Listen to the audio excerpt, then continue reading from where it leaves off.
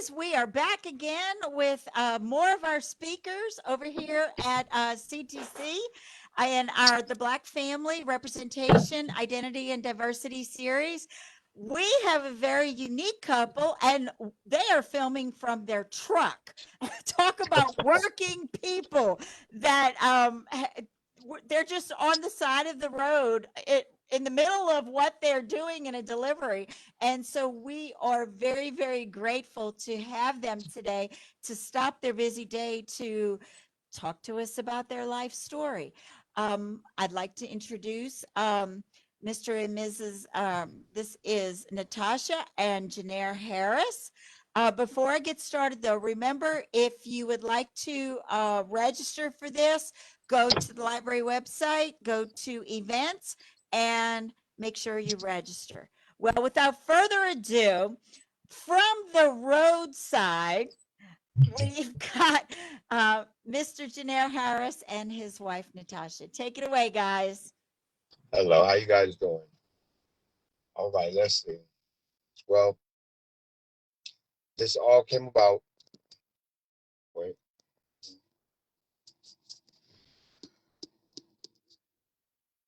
Hello? All right. Can you hear me? I can't hear you. Okay. We're here. I was on mute. We All can right, hear there you you. go. All right. So this all started when I was 14, she was 13. And we met in my favorite restaurant today is McDonald's. And that's where we met at. And I happened to be going up there to go get um, a meal. And my mama gave me some money, and I really didn't have enough to get what I wanted. And I got in there, and the lady asked me, "What do you want?" So I told her what I wanted. And when I was counting my money out, I was short, and I had to look over, and I seen her, and it was like something I've never seen before. It was like, wow, you know, um, I like her, and she smiled at me. I asked her name, and then the lady told me how much it was. I didn't have enough, so she wound up giving me the rest of the money for what I was ordering. And we went on the side, and we was talking, and she gave me her number, and I got my food, and I didn't have a pen, so I had to remember this number in my head all the way home, and had to keep saying it over and over in my head, over and over and over in my head. And I got home, and then I called her, and then we talked, and that was how we wrote. She wrote, we stayed together. We did almost everything together. She was always at my house, or I was at her grandma's house. And um, one day I had, huh? Hold on, I'm girl. She have. Hi, I'm Mrs. Harris. And so during this process, I was going to a Catholic school. So I had my Catholic school uniform on, and I used to Oh, get it made to be very, very short. Or the nuns would say, roll down your skirt. So I made sure that I bought one that was already short, that I did not have to roll up. So he was mesmerized by that Catholic school uniform. Yes, he was. And when I saw him, it was almost like love at first sight. I just was like, wow, I love him. And so, like he said, the relationship was like peanut butter and jelly. Wherever he was, I was wherever, vice versa. And then here he go. He's going to tell the rest of the story. Okay, so the rest of the story was I had a extra girlfriend, and she would always say when Tasha would come over, she said, "How come you make me leave?" I said, "Because my girlfriend's coming over, and you can't be here, and if you catch you here, she'll probably beat you up, you know." And one day she decided to go to the arcade that we always went to. Her uncles they worked there. And she went up there and she walked up to the pinball machine, and it was in Los Angeles. And she walked up to the pinball machine when she was playing, and she said, I heard that you're going with Gennaire.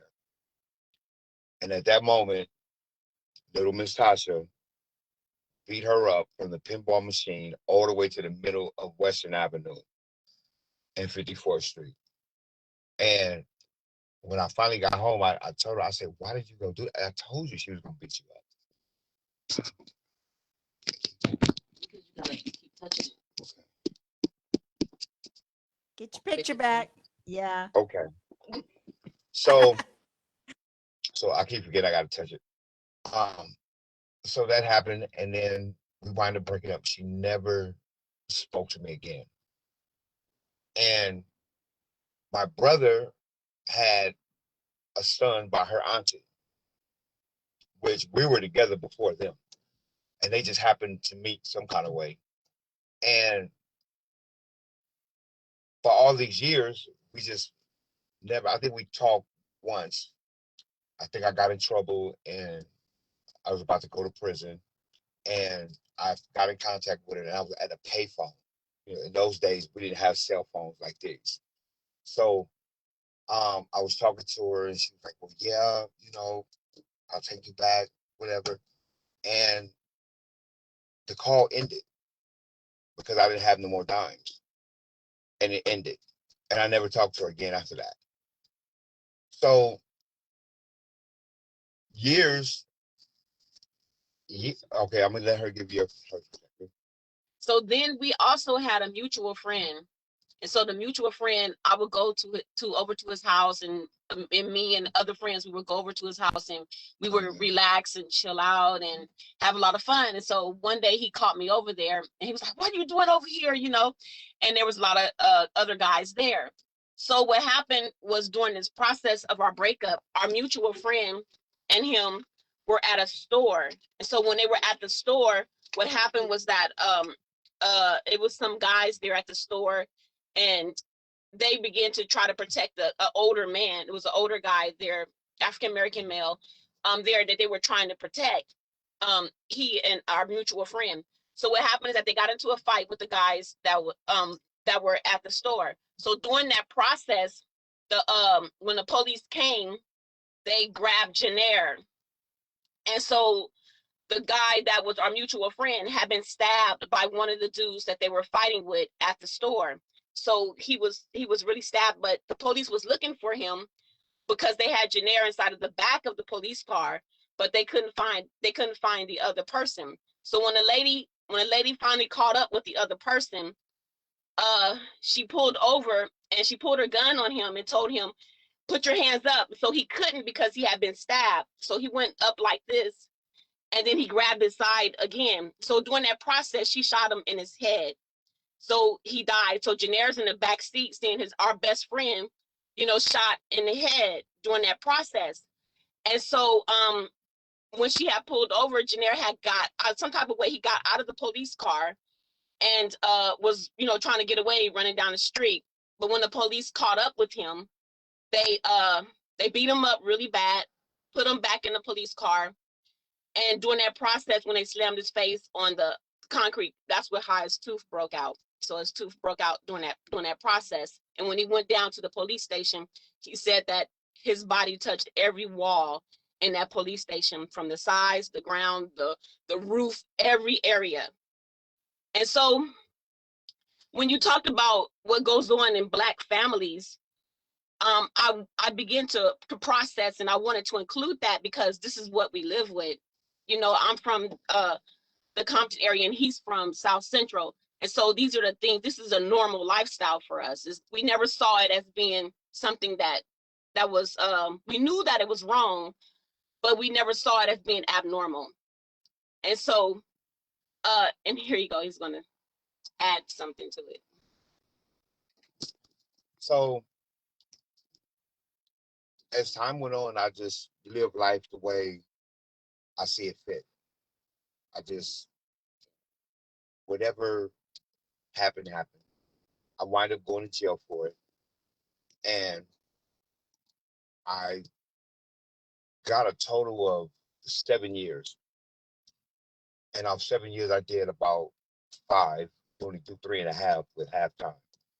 And but as I was going for this time, I was like so upset because I wind up at one point I beat the case. Well, not beat it, but it was thrown out of court for lack of evidence. So it wound up getting brought back up again very quickly after, and and I wound up doing time for it. So while I'm going to court, everybody's in there. The guy comes in, well, the lady comes in, and she says, "Well, look, I can get you 7 years." And I'm like, 7 years? I can't do 7 years. So the rest of the guys in the tank sat there and said, "Wait, come here." He said, "They're going to give you 7 years." I said, "Yeah." I said, "Look, he's doing 63 to life. He's getting 25 to life. He's getting 72 to life." He said, "You need to get that 7 years and go." So, so I went, got to 7 years, and I winded up doing 5 years. And I was a complete mess up. I fought all the time. I got in fights, plus the other stuff that goes on in prison, that unspeakable stuff. So I was just, you know, I did what I had to do. I wound up getting out, and when I got out was around the LA riots had just taken place. And I got out and I seen all this stuff going on, and I was like, wow. And I was actually maybe down the street from where everything took place, where the riots actually took off at. And I wasn't even aware that none of this was going on. And I kept seeing people driving by talking about, "Oh, it's going down, it's going down." And when we looked around and looked, they was looting everywhere, taking any and everything that they could. Of course, I was in on it. I wanted to get my fair issue. So, so um, after that, I winded up getting on drugs real bad. Still living the street life and whatnot, and I wind up going to prison a number of times. And this last time, I wind up getting 25 to life for something that was just really minute, driving without the owner's consent. So, because of the three-strike law, and California is notorious for the three-strike law. They will lock you up. They say life, they mean life. You know. And as time went on, I was just in prison, and at one point, I just said, you know what? I just have to deal with what I have to deal with. I have to deal with what I have to deal with here, and just do what I have to do. And one day I got this letter came in, and this letter came in and says, "Lady goes, I need you to contact me. I can possibly get you out of prison." After having two paid lawyers who did nothing, and they couldn't change it, the judge wasn't trying to overturn it, you know. And my cellie at the time argued me down. "Send the paperwork in. You don't know what happened." I said, "Man, look, people are not going to play with me like that." And I said I wasn't doing it. So finally, he just said, "Well, look, give me the paperwork." I said, "The paperwork right there in the corner. Get everything you're going to get. Anything you need to know about my case is right there." So he winded up sending the paperwork in. And as time went by, she wrote a few letters. "We're doing this, we're doing that." I just take them, put them back in the envelope, and throw them over there with the rest of the legal mail.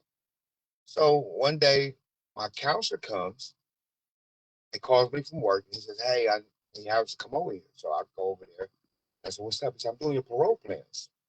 I said, "Your parole plans?" I said, "Okay, whatever. What are we doing?" So he asked me all these questions: where I'm gonna stay at, where I'm gonna be doing, what type of job I'm gonna be working and whatnot. And I tell him everything. And then he said, "Okay, you done." I walk out, and I walk out. I turn back around. I said, "Well, look, let me ask you a question." I said, "What?" I say, "What am I getting out? Is it gonna be like maybe a year, 2 years, maybe 3 years, or what?" He sat there. He looked at his watch. He said, "Harris, today is Thursday. Monday morning, you be out of here." I said, "Monday morning?" I couldn't believe it. And I didn't know what to do, what to say. I know I can't tell nobody about it too much because in prison you just don't tell people when you're going home. You'll wind up with more time than what you really expected. You know, and I told my cellie, and he was like, "Wow," he said, "That's crazy." He said, "Man, do what you do, go home." So I didn't tell anybody. It's Sunday, but Monday morning, I had everything packed up that I was giving everybody that I didn't need or whatnot. And I got up that morning. I got up, they came and got me, and I went and I put everything in front of everybody's doors that I was giving away, and I went to R&R. So the Goon Squad is these people that they the ones who come search your cell and tear it up and do investigations on people. And they came up and they said, "How are you getting out?" I said, "What are you talking about?" He said, "You had 25 to life." He said, 2 weeks ago, you just got caught with 2 cell phones. He said, "That's 90 days apiece." He said, 2 months ago, you got caught with another cell phone. He said, "How'd you get out?" I said, "Well, you got to understand the law. When they commute your system, you commute your sentence, I was sentenced to what I was supposed to be sentenced to, which was a year to 6 months county jail or prison, if not a $5,000 fine. So whatever I just done in the past, that's minute. You won't even see me. You know, I said, so it's over with. They sat there, they shook my hand and let me out. And believe it or not, I still parole with a cell phone in my hand. So during the 15 years, I've always had these fascinated ideas about starting companies and having companies and doing certain things. And a friend of mine was telling me, he said, "Well, look, if you want a company, it has to be something that's going to be, it has to have a nice sound to it. And it has to be something that somebody wants to know what they do, And I was sitting there watching TV and I happened to see AT&T came on. It was at AT&T. I sat there. I said, hmm. And everybody at this time called me YG. And I said, YG, YG. I said, company, build a company around the words YG. And I said, okay, YG Incorporated. So my slogan was don't ask why, just ask YG. And for years, it was something that was just in my head that I wanted to do, you know. And when I got out, a friend of mine who now lives in Vegas, we call him Six Mac, and he does designing. So he designed the T-shirt that I have on, YGNG Incorporated, and I put it on paper, and I just all these years I just had it, and it became a reality, you know, and really my wife made it a reality, you know, because she secretly went and I'm not answering that. She secretly went and did the LLC, and it's fine. And I didn't even know she did it. And then she showed me. She said, "Look," and she showed me. I looked. I said, "This is LLC." She said, "It's the LLC." So it's YGNG Incorporated. Um, we do it's achieve your greatest goals is what it means. Achieve your greatest goals, and this is one of the goals. One of my greatest goals that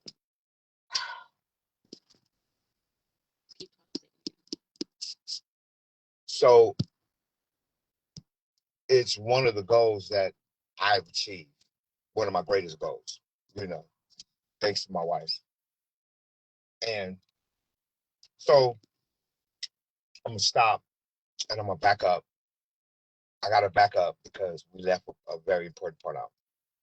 So one day, another mutual friend of ours that we grew up with, the one who also got killed, um, his name is Michael. And one day he was talking to her on the phone, and they was talking, and this was just last year. And He was talking to her and he said, if Gennaire knew that I was talking to you, he would stop everything he doing and come to you. Okay, now.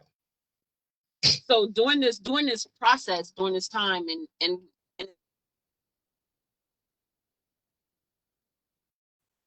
We can't hear you. kind of listen really good. Well, he would always tell me, we're together 3 years before we actually broke up, but he would always tell me, you're going to be my wife. So he would always say that to me all the time, every day. And he would always tell me how much he loved me during this time before we actually broke up. And so he was my first everything, my first love, my first everything. And so during that time where our mutual best friend was murdered, we actually lost contact after that. So now during that time frame, over the years after I had last heard from him, we all thought he was dead. No one knew that he was in jail.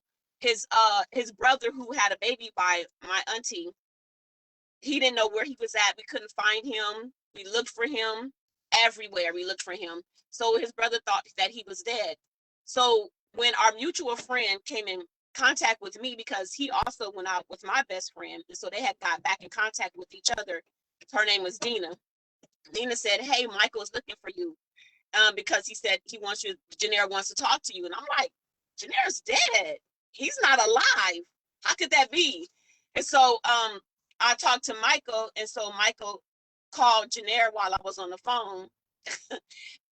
And what happened was that Gennaire was talking to his dog the whole time I was on the phone with him.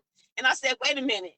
That just can't happen." I said, "Because he took something from me and I need it back." And so so what happened was that I called the next day. When I called the next day, we were talking for hours, just like we used to do when we were younger. We would talk on the phone till it was morning for hours on the phone. Our parents would be so mad. And then I'll let him tell this little part right here as how it came to the point where we are. So we're talking on the phone, and mind you, I'm already in another relationship. And she tells me, "Oh, I'm getting married." I said, "You getting married to who?"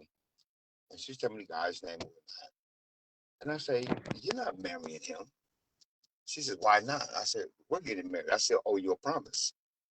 And she said, "What promise is that?" I said, "I told you." We said, "Oh, I was always we're going to get married." And she goes, "Okay." And she says, "Well, what about the girl that you with now?" I said, "I'm leaving." And it was just a situation where I was with someone. It was more of an opportunity for both of us than a relationship. I didn't love her like that. I wasn't in love with her. I loved her as a person. I would never let nobody mess with her or do nothing to her. But I just wasn't in love with this person, you know. And I was just used to being in relationships to where I've done what I wanted, you know. They make me mad, I leave, go somewhere else, gone, leave from there, and so on, you know. So I told her that she asked why I come to Texas. And I said, well, I guess I'm gonna have to. So I was working at FedEx in California, and I went, put a transfer in, transfer from California to Texas. And I think that first week she seen me get paid. I think I blew through all my money because I said I was going to save money and then I was going to come, right? So she seen me blow through my check just on bills. And she went, mm-mm. She said, no, I'm coming down. Now, mind you, I'm scared to death of planes. So she flew down there.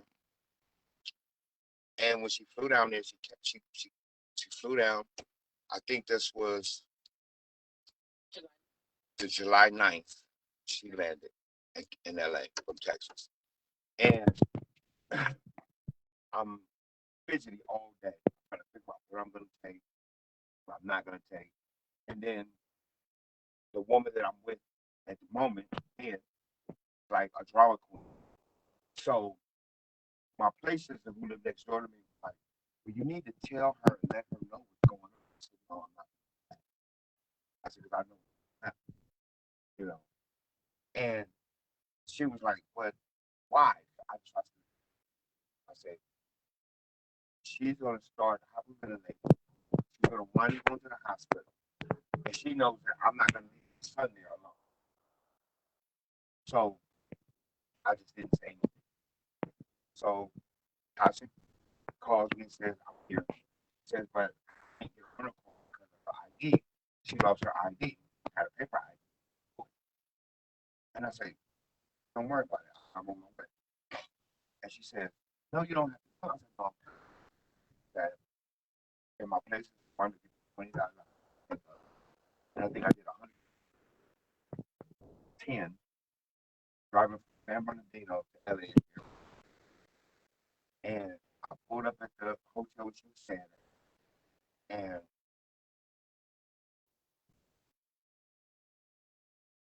I walked up the stairs and I forgot what room was. And I didn't even have to worry about that. When I was walking, I could hear her talking. And I went back and knocked on the door and she opened the door up. And I just grabbed her and started hugging. And I just started crying. For all these years, it was like I was really trying to find something in the other women that I had learned. I just could never find it. And it was as if God gave me a lesson in my life. Lesson to me. And I can see that now because, you know, last year this time, I wasn't even thinking about buying a, you know, and it's like everything, like, together, like, you know. Now I'm gonna let you talk to her. So during this process time when we were broke when we were not together, um, in my life everything went downhill as same as his. So it seems as if I was always having conflict with adults. You know, it was always a problem. You know, either something was going on or something that wasn't supposed to be going on was going on during that time frame as he and I was broken up. I ended up going to Humboldt State University. I ended up majoring in social work and getting my bachelor's in social work. And so during that time, by during that time frame, it was either I can continue to be a problem to society or I can make society better. So I decided to major in social work to actually originally to become a probation officer. But ended up happening is that I ended up, you know, uh, getting married, having children, ended up having a desire for teenagers, you know, because it seems like I never was heard as a teenager. So I wanted to be a voice and I wanted to be ears for teenagers to be able to come to me and be able to hear me. So I have a program called Opportunity to Make Choices. And the program gives teens an opportunity to make a better choice after making several bad choices. I made a lot of bad choices growing up as a kid, and very angry, very hurt. My stepdad killed himself when I was 13 in our home. And so I had a very, very rough lifestyle. And so I would take it out on people on the streets because who else can I take the anger out on? I couldn't do it with my family. And so I was this lady who was a nun at the school that I was going to at the time. She used to pray all the time, and she used to always say, well, if you're angry, just speak it into this rock and then lay it down at the cross. And so I had my last nightmare about my stepdad killing himself when I spoke it into the rock and I laid it down at the cross, and it seemed like God gave me like a complete release, you know, of the forgiveness to where I began to forgive.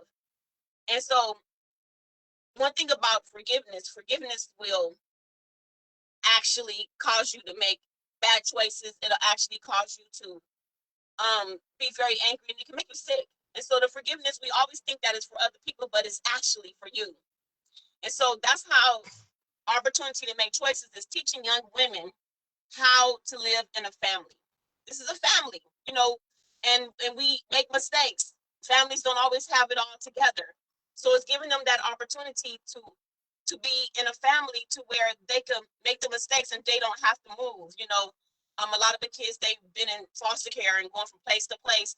I mean, I had a girl one time in my home. She had been in 19 different homes, and she's 23 now, and she's gone nowhere, but she's still with me, and I'm still helping her achieve her goals. And so achieve your greatest goal and opportunity to make choices pretty much kind of works together, because we're still helping youth achieve their goal.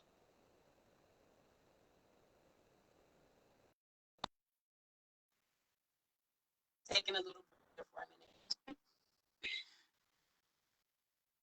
Okay, here he goes again. Okay. So as time went on, then I had to say this, and it was before we got back together. I was at a friend's house. We're not a friend. I was taking somebody somewhere to drop them off, and this guy I met, he just looked so familiar. Like, you know how you see somebody and it seems like you've been knowing them forever, but you just can't really pinpoint where you know them from. So I said, man, you look familiar, man. He said, I know you do too. And he asked me, he said, hey, he said, Sunday, would you mind going to church? And I was like, okay. And I'm not really a church going person. I believe in God, but I'm just not really into going to church and none of that. And I told him I'd go, and it happened to be in San Bernardino I lived at. And I went, it's called The Way. And I went there. There's a pastor named Pastor Marcos. And one Sunday I was there, and he was preaching. And, at the end of his ceremony, he comes off with this big thing. And he said, if you're tired of living the way you're living, and you need to change your life, and there's people raise your hand. And out of nowhere, I raised my hand. And he said, keep them raised. That's big crazy. Okay. And you come up here. Now in my mind, I'm going, people see me raise my hand if I go up there or not. Because I was like embarrassed somebody seen me. And I went. The same pastor walked over and he put his hands on me and said, I know you've been having that for a time. I know life is happening. I know you've been through a lot of ups and downs. He said, but today will be the day that everything will change. And all good things will happen. And I left church, went home. Days later, I was like in the job. And I was able to actually I didn't have no friend of mine said, close to you, you go to work. I said, well, yeah. I said, okay, I want you to meet me Saturday. So I go up to the address, Covina, and said, see that building there? I was going to the guy shop. So I go in, started his job, who I know. It's okay, good. So I work, I watched the video, and get everything did. And I did it. 2 days later, I was working for Ready Pack. Ready Pack is one of the leading salad distribution that does like the packets with the meat and salad and whatnot. And I started working. So about a week later, I was going to work. A maybe 2 or 3 weeks later, and the engine on my car just no oil was for a ride. And I called my friend, Mexican guy that live out there, the shop with his cars and sales cars, and I said, Beto, I need a car to get to work. He said, I don't worry. He goes and this Honda calls me over. And he said, look, and it has this big dent, both doors, right doors, pushed in. I said, look, I can't push this work out. No. I said, I have more tickets to work. He said, no, don't worry about it. I did. He said, can you go to work and stay with somebody? So I had a friend that worked with me, stayed right down the street who worked at. And I stayed there for a week. I came back there Friday. After I got paid, I came back there Friday. And when I seen the car was totally different.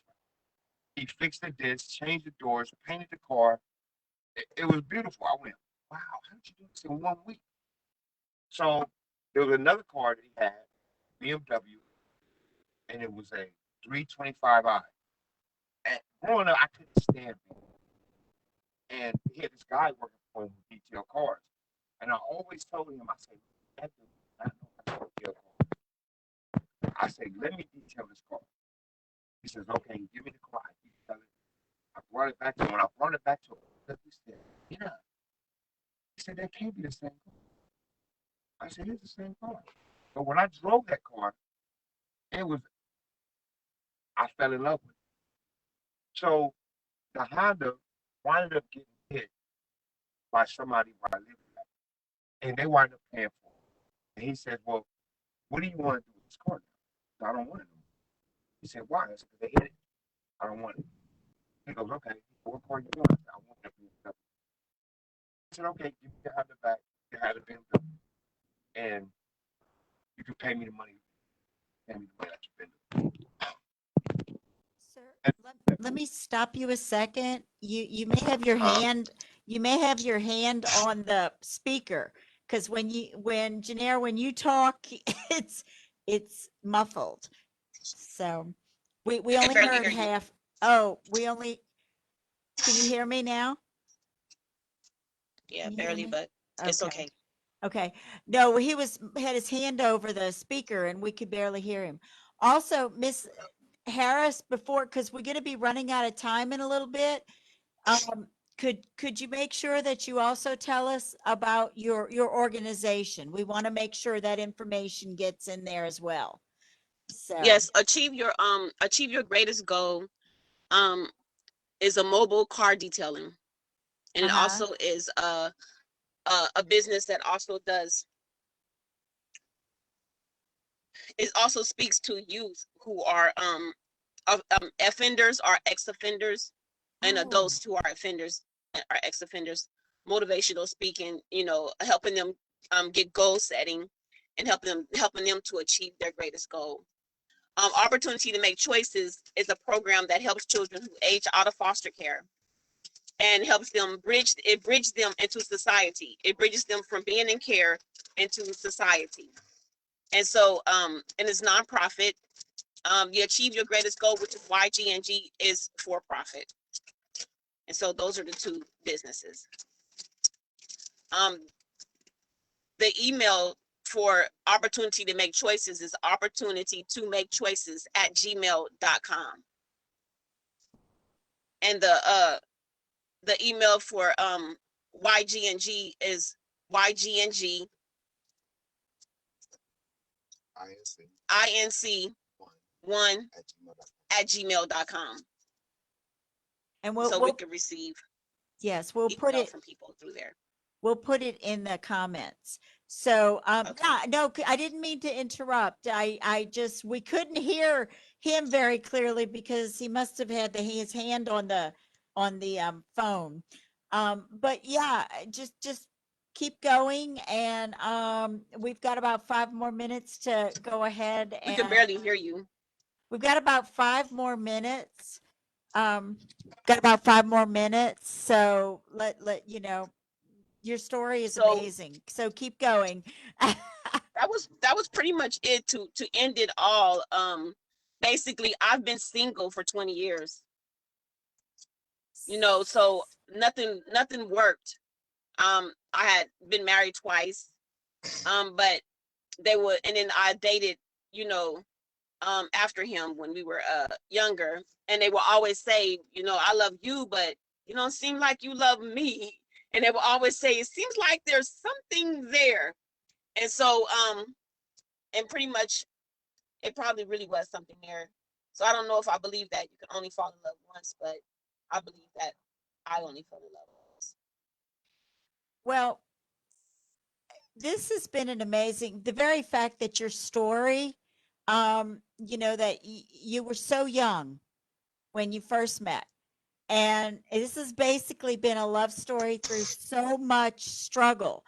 And even coming where you came from, even where Mr. Harris came from, you managed to have businesses, you managed to give hope to other people, in spite of the struggles that you had, which is so inspiring.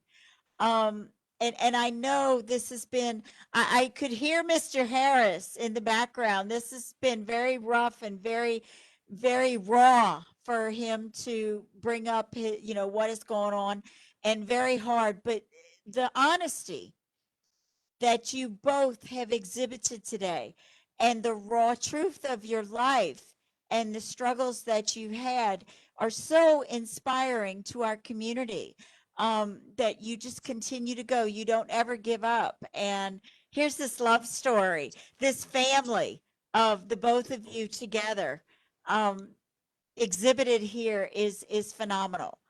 So, did you have any other last words that you wanted to say to all of our viewers? And Lee, were there any questions? I could say, you said, what, did anybody have any questions? Did you say Yeah, that? yeah, I was going to ask Lee There's first. no questions at this time. Okay. So, did you want to end with some words for our community? Mm. I think the thing that I can end with is that no matter how hard your struggle is, no matter whether some people think that they don't have life unless they have a struggle. So even if you don't have a struggle, you still have life, and you still have life to give to someone else. So I think the most important thing that I've learned throughout this whole process on how important forgiveness is. When you don't forgive, it can change the course of your life. So it's very important to forgive. Not just we're thinking that by letting go, they're getting away with it. But in actuality, you bind yourself up when you don't forgive. So that's what I've learned throughout the whole thing of that's what I close with. Did you want to say anything to close Yeah, with? Mr. Harris, you want to say a few words to You close? got to speak up too. My closing thing would be don't ask why, just ask why too. He's selling it. He is selling He's a it. comedian.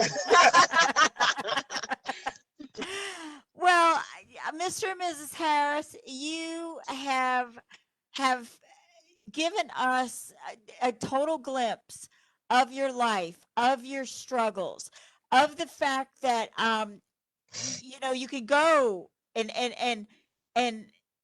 be, have a story, be put in prison. It's like, that's not going to stop me. He's was in prison. That's not going to stop me. Nothing's stopping you two. And I just am very, very encouraged by the life and the fact that you guys, even with these massive, massive struggles, you continue on. Miss Harris, I see your wonderful smile on your face. I see Mr. Harris's smile on his face. You've not let some. I mean, the very fact that we started this conversation today in a truck shows that you're going to do it. And we really, truly, our college thanks you, our community thanks you for your honesty, your life stories. This is what this is all about, just getting glimpses into people's lives. And you both have shown us your very real life, and that you can just keep going. And here you're both working to help everybody else. So I want to thank you. I want to thank you for taking time out in your truck and in your very, very busy business to visit with us today. Um, Thank you again. And what we're going to do is we're going to have Lee take us out, but don't leave quite yet. Okay. All right. Um, So Thank you thank for you, having us everybody. on here too. Thank you. And Lee, and everybody remember we have two more stories, one tomorrow at noon and one tomorrow at 1. So we hope to see you then as well. Thank you and enjoy the rest of the beautiful, beautiful weather. Look at you two. Look how pretty. All right. Well, Bye. Lee, wait, don't hang up quite yet.